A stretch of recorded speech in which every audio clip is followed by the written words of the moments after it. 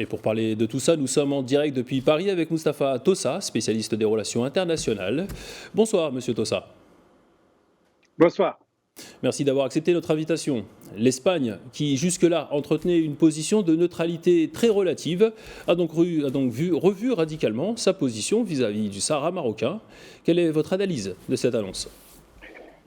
C'est un tournant dans la diplomatie espagnole et dans ses relations avec son voisinage maghrébin.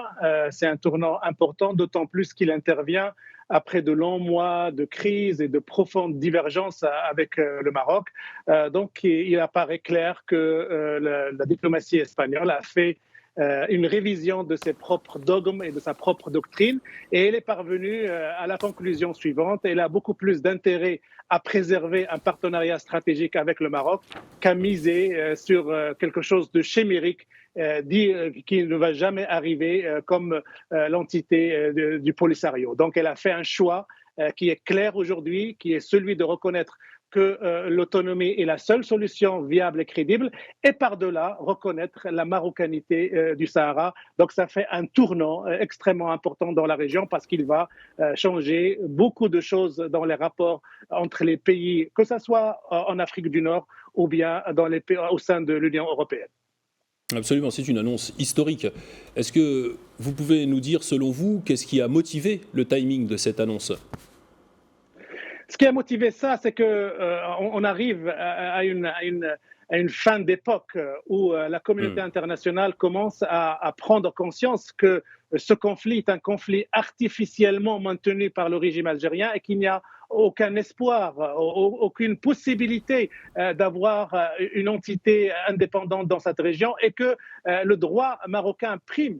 Et c'est arrivé aussi parce que la diplomatie marocaine a investi beaucoup d'efforts pour convaincre et les États-Unis et l'Union européenne et les pays arabes et les pays africains de la validité de l'option qu'elle propose comme sortie de crise. Et il y avait le dernier verrou qui résistait un petit peu mollement, mais qui résistait au charme et à la séduction marocaine, c'était l'Espagne. Et elle a fini par reconnaître que la seule option aujourd'hui, la seule solution pour sortir de cette crise et mettre fin à plus de 40 ans de souffrance de réfugiés dans les camps des Tindouf, c'est celui de reconnaître que l'option de l'autonomie marocaine. Donc, toutes ces raisons ont poussé les Espagnols à parler avec beaucoup de réalisme politique et à entretenir une vision réaliste dans leur voisinage immédiat, c'est celui du Maroc.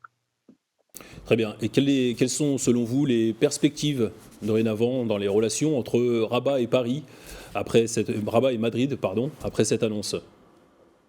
Alors, les perspectives, c'est d'abord, ça va solidifier le partenariat stratégique que la géographie et l'histoire imposent aux deux pays. Il ne faut pas oublier que pour le Maroc, l'Espagne, c'est la porte de l'Europe. Pour l'Espagne et le Maroc, c'est la porte de l'Afrique. Donc cela va sceller solidement, durablement ce partenariat stratégique.